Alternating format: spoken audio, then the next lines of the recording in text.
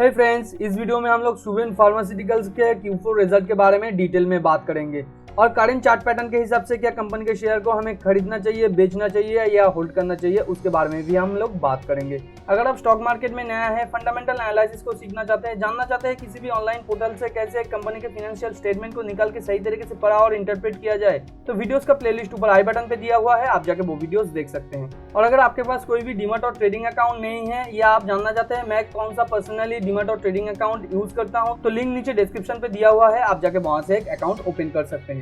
तो चलिए सीखते हैं एक साथ।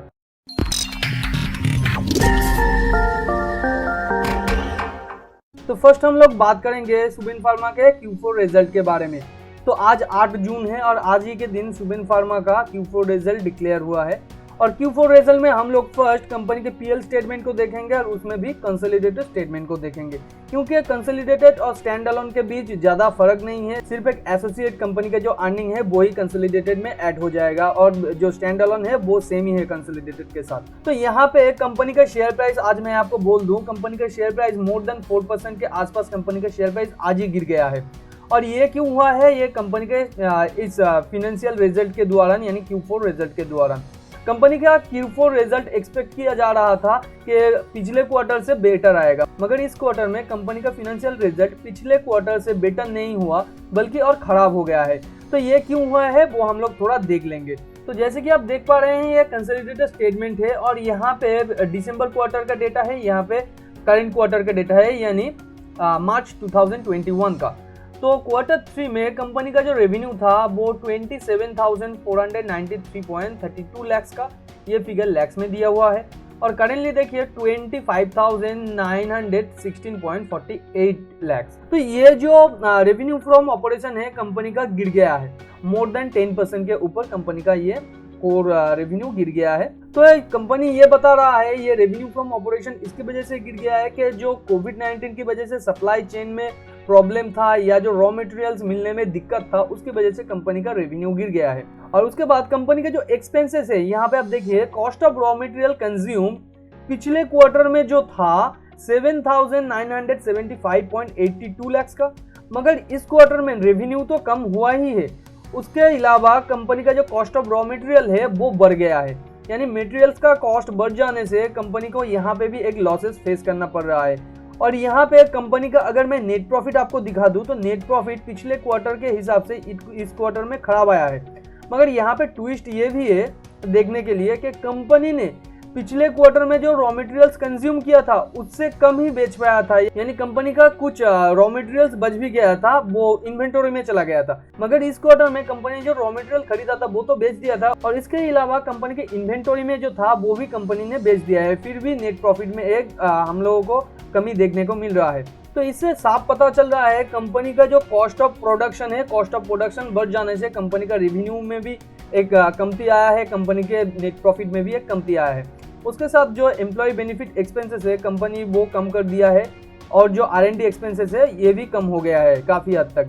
फिनेंस कॉस्ट भी कम हो गया है, हाल ही के कंपनी का लोन कम हो गया है, उसकी वजह से फिनेंस कॉस्ट भी कम हो गया है, डिप्रिसिएशन और एमोटाइजेशन थोड़ा कम हुआ है। मगर यहाँ पे देखने के लिए जो बात है कंपनी का जो मैन्युफैक्चरिंग एक्सपेंसेस वो काफ़ी हद तक बढ़ गया है।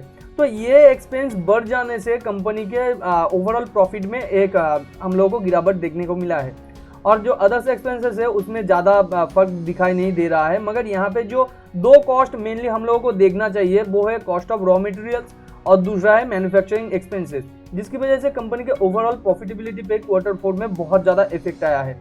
तो टोटल एक्सपेंस आप यहाँ पे देख सकते हैं, मेनली जो बढ़ा है उसका दो जो मेन रीजन है वो है मैन्युफैक्चरिंग कॉस्ट और कॉस्ट ऑफ रॉ मटेरियल। तो इस टोटल एक्सपेंसेस को रेवेन्यू से माइनस करने के बाद PBIT यानी profit before exceptional item and tax जो आया है 8,680.37 लैक्स का आया है और उसके साथ यानी कंसोलिडेटेड स्टेटमेंट के साथ जो स्टैंड अलोन का डिफरेंस है यहाँ पे यही एक अमाउंट है जो share of profit of associates यानी राइजिंग फार्मा जो है कंपनी के साथ जो बिजनेस में पार्टनरशिप है, तो उस राइजिंग फार्मा के साथ कंपनी का जो प्रॉफिट शेयरिंग है वही यहाँ पे हम लोगों को दिखा रहा है कि प्रॉफिट ऐड किया गया है 1,866.60 लैक्स का। तो ये ऐड करने के बाद 10,546.97 का profit before exceptional item and tax हो गया है और उसके साथ कंपनी ने जो करंट टैक्स दिया है वो आप देख सकते हैं 1834.65, और यहाँ पे डेफर्ड टैक्स की वजह से कंपनी के प्रॉफिटेबिलिटी पे और एक इफेक्ट आया है।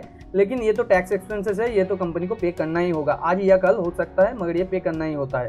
तो प्रॉफिट पिछले क्वार्टर में था 11,362.53 लाख का और करंट क्वार्टर में है 8,311.59 लाख का।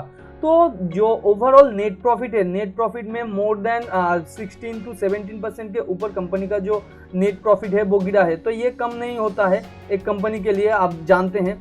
तो जिसकी वजह से कंपनी का जो शेयर प्राइस है वो काफ़ी हद तक आज गिर गया है, क्योंकि क्वार्टर 4 के रिजल्ट के ऊपर इन्वेस्टरों का बहुत भरोसा था कि क्वार्टर 4 का रिजल्ट अच्छा आएगा, और कंपनी ने ये एक्सपेक्टेशन फुलफिल नहीं कर पाया, जिसकी वजह से अचानक एक सर्टेन यहाँ पे फॉल देखने को हमें मिला है। मगर यहाँ पे करंट शेयर प्राइस के हिसाब से क्या खरीदना चाहिए, बेचना चाहिए, उसके बारे में हम लोग बाद में बात करेंगे। मगर यहाँ पे देखने के लिए बात और भी है। देखिए कंपनी का जो ईयर ऑन ईयर रिजल्ट है, ईयर ऑन ईयर रिजल्ट आप यहाँ पे देख सकते हैं। तो पिछले ईयर यानी 2020 में था जो रेवेन्यू 83,378.97 लाख का, और करंट ईयर में है 1,971.85 लाख का। तो ये तो कोर ऑपरेशन है, और टोटल जो रेवेन्यू है आप देख सकते हैं जो ईयर ऑन ईयर काफ़ी हद तक मोर देन 15% के ऊपर बढ़ा है। कॉस्ट ऑफ रॉ मटेरियल्स वो थोड़ा ही हद तक बढ़ा है, यानी आप यहाँ पे कह सकते हैं 20% के आसपास कॉस्ट ऑफ रॉ मटेरियल्स बढ़ा है। और कंपनी का जो देखने के लिए बात है, यहाँ पे नीचे आप देख सकते हैं कंपनी का जो नेट प्रॉफिट है, net profit year on year बढ़ा है। तो करंट डे में कंपनी का जो शेयर प्राइस इतना ज़्यादा गिर गया है, ये क्या जस्टिफाइड है? देखिए क्वार्टर ऑन क्वार्टर हर एक कंपनी हर क्वार्टर में लगातार एक अच्छा परफॉर्मेंस नहीं दे सकता, एक क्वार्टर में या 2 क्वार्टर में कंपनी का परफॉर्मेंस थोड़ा गिरता ही है। और ये किसी भी कंपनी का आप स्टेटमेंट लेके देखिए, उसके ओवरऑल जो बिजनेस ईयर से उसके अंदर आपको देखने को मिलेगा कि एक ही तरीके से company quarter on quarter result अच्छा देता ही रहता है, ऐसा नहीं होता है।